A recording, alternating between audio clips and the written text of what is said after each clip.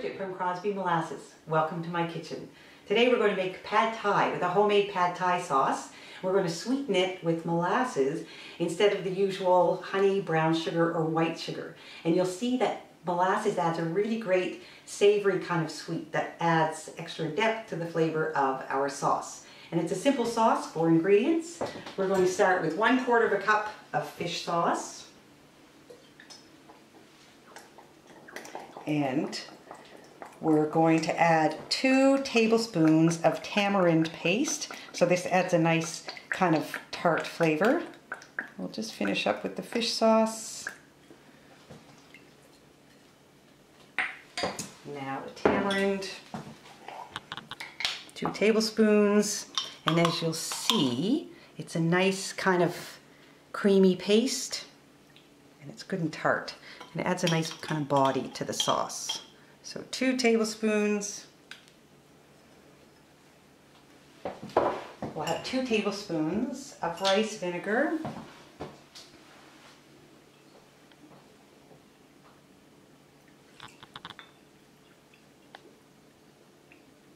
There we go. And finally, 1/3 cup of molasses.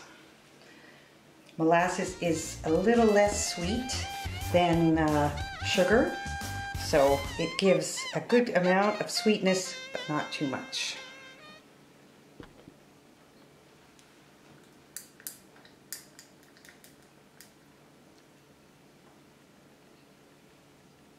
Now I'm going to mix this, and then we're going to put it on the stove to simmer. And we'll just actually bring it to a simmer, let everything meld together. And then I will add a pinch of red pepper flakes to it, and we'll set it aside and get going with our other pad thai ingredients. So it's well mixed on the stove, just over a medium heat. As soon as it comes to a simmer, I'm going to remove it from the heat and add the pinch of red pepper flakes. Our pad thai sauce is simmering, so I'm going to add a pinch of red pepper flakes, give it a stir, remove it from the heat, and I'll get my wok heating, again over medium-high heat, whatever you're comfortable with. Now, when it comes to cooking the pad thai, everything cooks very quickly. So I want to have everything nearby. I have this is about 6 cups actually, a chopped Napa cabbage. You can use 4 to 6 cups. Got about 1/4 cup of scallions.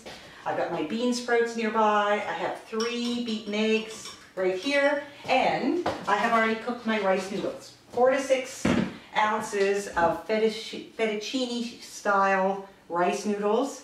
You just cook them by pouring boiling water over them and let them sit for at least 10 minutes. Keep testing them until they taste done to you, and then drain them and set them aside.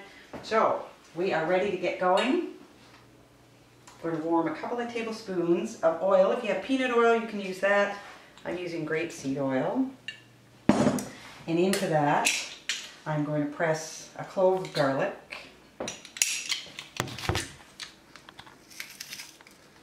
All right, our garlic is starting to sizzle. I don't want it to brown, so I'm going to add the scallions right off the bat.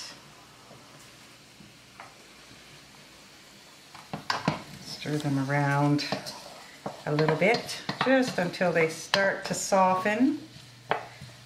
And then when they start to soften, I'm going to add the 3 beaten eggs and scramble them in the middle.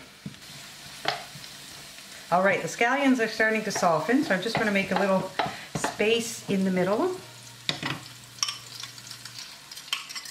Add the eggs, and then let them scramble.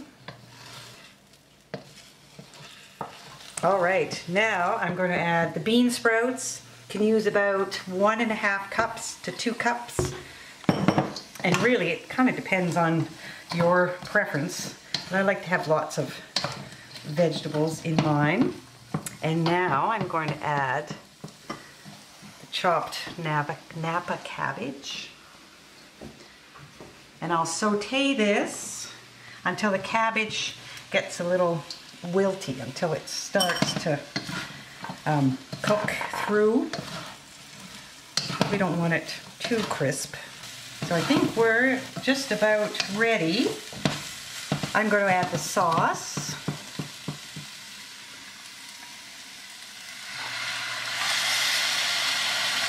And then I'm going to add the noodles and just mix it around until the noodles are heated through.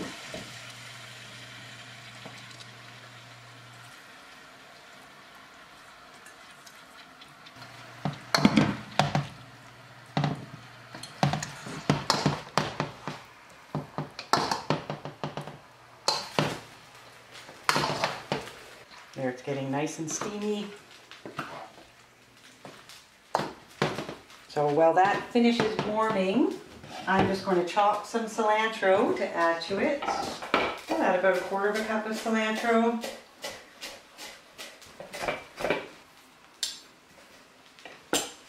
And it just adds great flavor, but it adds a nice dash of color as well. Our pad thai is ready. So we're going to plate it. Now, when we plate it, we're going to garnish it with a bit more cilantro and some chopped nuts. So, a little bit of cilantro and a sprinkling of nuts. There you go.